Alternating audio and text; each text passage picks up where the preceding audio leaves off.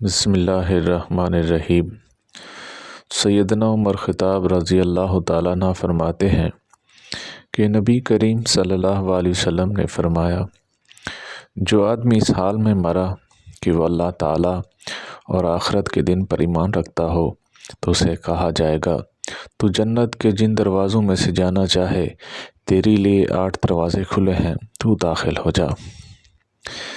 سیدنا ابو ہریرہ رضی اللہ تعالیٰ عنہ فرماتے ہیں، نبی کریم صلی اللہ علیہ وسلم سے یہ سوال کیا گیا کہ کون سا عمل سب سے زیادہ فضیلت والا ہے اور کون سا عمل سب سے بہتر ہے؟ آپ صلی اللہ علیہ وسلم نے فرمایا، اللہ تعالیٰ اور اس کے رسول پر ایمان لانا۔ اس نے کہا، اللہ کے رسول، اس کے بعد کون سا ہے؟ آپ صلی اللہ علیہ وسلم نے فرمایا، اللہ کے راستے میں جہاد، جو کہ افضل اور اشرف عمل ہے۔ اس نے کہا، پھر کون سا؟ اللہ کے رسول صلی اللہ علیہ وسلم نے فرمایا، حج مبرور ہے۔ سیدنا معاذ جبل رضی اللہ تعالیٰ عنہ سے مروی ہے، غزوہ تبوک سے کب نبی کریم صلی اللہ علیہ وسلم لوگوں کو لے کر قافلے کے ساتھ نکلے۔ جب صبح ہوئی تو نماز فجر پڑھائی اور پھر لوگ سوار ہوئے اور چل پڑے۔ جب سورج طلوع ہوا تو رات کو چلتے رہنے کی وجہ سے لوگوں کو اونگ آنے لگی، جبکہ سیدنا معاذ رسول صلی اللہ علیہ وسلم کے ساتھ ہی رہے اور آپ صلی اللہ علیہ وسلم کے پیچھے پیچھے چلتے رہے۔ جب لوگوں کو سواریوں کو چرانے کے لیے ان کو لے کر بڑے راستوں کی طرف الگ ہو گئے تو بہرحال سیدنا معاذ رضی اللہ تعالیٰ عنہ نبی کریم صلی اللہ علیہ وسلم کے ساتھ ہی رہے۔ ان کی اونٹنی بھی چرتی گئی اور چلتی بھی رہی۔ اچانک وہ پھسل گئی۔ سیدنا معاذ نے لگام کھینچی لیکن وہ دوڑنے لگی۔ نبی کریم صلی اللہ علیہ وسلم کی اونٹنی بھی اسی وجہ سے بدکنے لگی۔ پھر نبی کریم صلی اللہ علیہ وسلم نے سر سے کپڑا اٹھایا اور پیچھے متوجہ ہوئے اور دیکھا پورے لشکر میں سیدنا معاذ ہی آپ صلی اللہ علیہ وسلم کے قریب ہے۔ آپ صلی اللہ علیہ وسلم ان کو آواز دیتے فرمایا، اے معاذ۔ انہوں نے کہا، جی میں حاضر ہوں اے اللہ کے نبی۔ آپ صلی اللہ علیہ وسلم نے فرمایا، قریب ہو جا۔ پس وہ آپ صلی اللہ علیہ وسلم سے اتنے قریب ہو گئے کہ ایک سواری دوسری سواری کے ساتھ مل گئی۔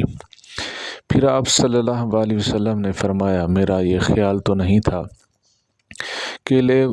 کہ لوگ اس قدر ہم سے دور ہو جائیں گے۔ سیدنا معاذ نے کہا، اللہ کے نبی، لوگوں کو اونگ آنے لگی تھی اور ان کی سواریاں چرنے کے لیے دور دور تک بکھر گئی ہیں۔ آپ صلی اللہ علیہ وسلم نے فرمایا، میں بھی اونگ رہا ہوں۔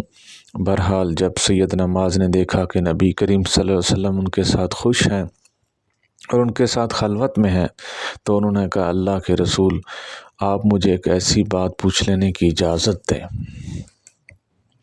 جس نے مجھے بیمار اور پریشان کر رکھا ہے۔ اللہ کے نبی صلی اللہ علیہ وسلم نے فرمایا، جو چاہتے ہو سوال کرو۔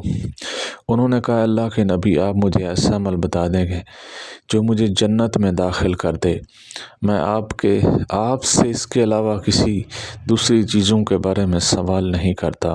آپ صلی اللہ علیہ وسلم نے فرمایا، واہ واہ واہ، تم نے بڑے عمل کے بارے میں سوال کر دیا ہے، تم نے بڑے عمل کے بارے میں سوال کر دیا۔ آپ صلی اللہ علیہ وسلم نے 3 دفعہ یہ جملہ دہرایا اور فرمایا، لیکن یہ عمل اس آدمی کے لیے آسان ہے جس کے ساتھ اللہ تعالیٰ بھلائی کا ارادہ کرتا ہے۔ پھر آپ صلی اللہ علیہ وسلم نے مزید کوئی بات نہ بیان کی، البتہ ان الفاظ کو 3 دفعہ دہرایا تاکہ سیدنا معاذ رضی اللہ تعالیٰ عنہ اس کو اچھی طرح یاد کر لیں۔